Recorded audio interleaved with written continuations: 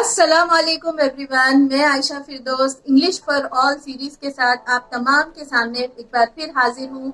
उम्मीद है आप सब लोग खैरियत से होंगे। आज की इस सीरीज में मैं बात करने वाली हूँ सेंटेंसेस के बारे में एंड टाइप्स ऑफ सेंटेंसेस के बारे में। उससे भी पहले मैं आपको ये बताना चाहूंगी कि इस सीरीज में मैं आपको बहुत ज्यादा टफ से टफ ग्रामर कॉन्सेप्ट्स नहीं समझाऊंगी, क्योंकि आप लोग खुद लैंग्वेज टीचर्स हैं और आपको खुद अपने लैंग्वेज की एक अपनी फ्लो होती है। ठीक है, ये इंग्लिश आप सीख रहे हैं अपने इस्तेमाल के लिए, बच्चों से कम्युनिकेट करने के लिए या पेरेंट्स से कम्युनिकेट के लिए, या फिर कभी आपने कोई फंक्शन में उसमें आपको कुछ प्रोग्राम में आपको होस्ट बनना है या फिर होस्टिंग करना है। तो ऐसे कई मौके आते हैं जिसमें आपको इंग्लिश की जो है जरूरत पड़ती है।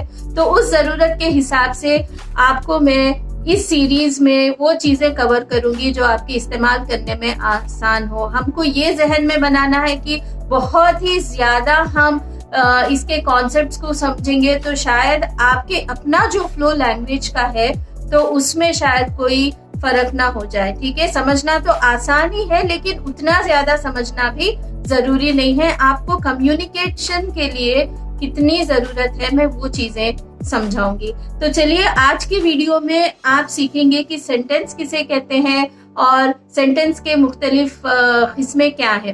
ठीक है, तो सबसे पहली बात, आप तो जैसे जानते हैं कि इंग्लिश में मैंने जैसे बताया कि 26 अल्फाबेट होते हैं, 26 अल्फाबेट होते हैं, जिसमें से AEIOU इसे वोवेल्स कहते हैं और बाकी के सारे कॉन्सोनेंट्स कहते हैं। Y का एक स्पेशल केस होता है जिसकी साउंड जो है वोवेल्स से मिलती हुई है। इतना आपको समझना फिलहाल के लिए काफी है।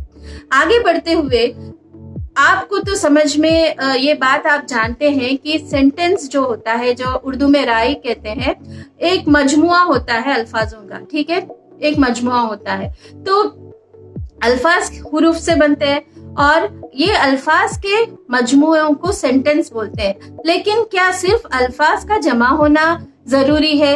नहीं, बेशक उसके पीछे हमको मतलब भी समझना पड़ता है। फॉर एग्जाम्पल, अगर मैं बोलूंगी कि is sky blue the, is sky blue the, अगर मैं ये बोलूंगी तो आपके शायद जहन में कुछ समझ में नहीं आ रहा है ये मैम कह क्या रही है। ठीक है, अगर मैं बोलूं the sky is blue, ठीक है, the sky is blue, तो आपको ये समझ में आ रहा है कि ये आसमान के रंग के बारे में बात हो रही है। ये सिंपल सा एग्जाम्पल है।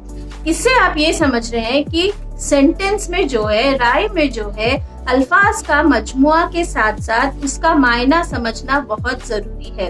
अगर मैं इसे इंग्लिश में रखती हूँ तो इसे कहते हैं sentence is a group of words, means अल्फाज का जमा, दैट गिव्स, जो कि हमें कंप्लीट सेंस जो है मतलब मायना समझाता है, तो उसे सेंटेंस कहते हैं। अगर सेंटेंस मायना समझाता ना हो तो उसे सेंटेंस नहीं कहेंगे। ठीक है, वो सिर्फ अल्फाज का मजमुआ हो गया।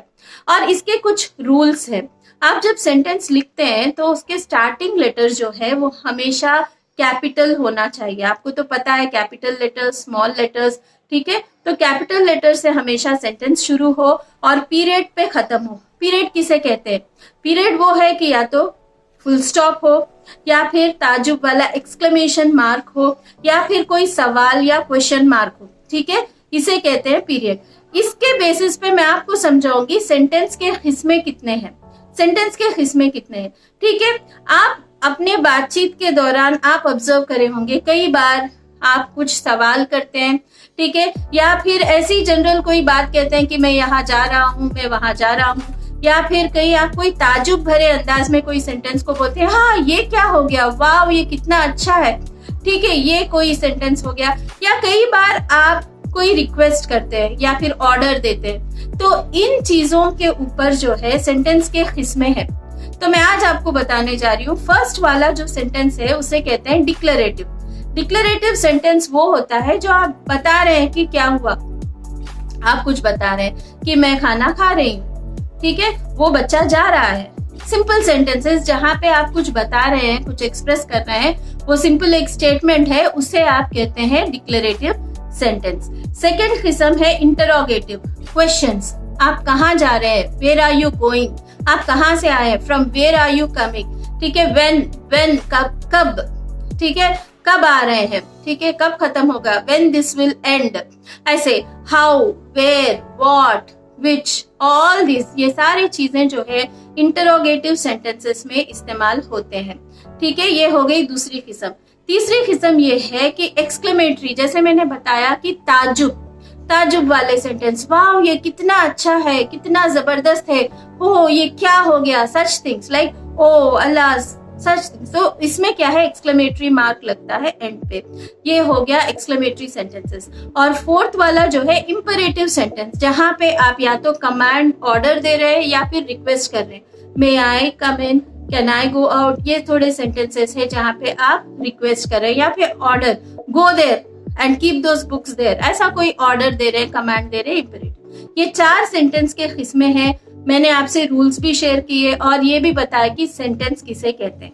आज की क्लास में इतना ही। अगले क्लास में मैं बताऊंगी कि सेंटेंस के स्ट्रक्चर में कौन से ऐसे चीज बहुत जरूरी है जिससे कि आपको आसानी से एक सेंटेंस फ्रेम हो जाएगा। तब तक के लिए जज़ाकल्लाह खैर, हैप्पी लर्निंग, अल्लाह हाफिज।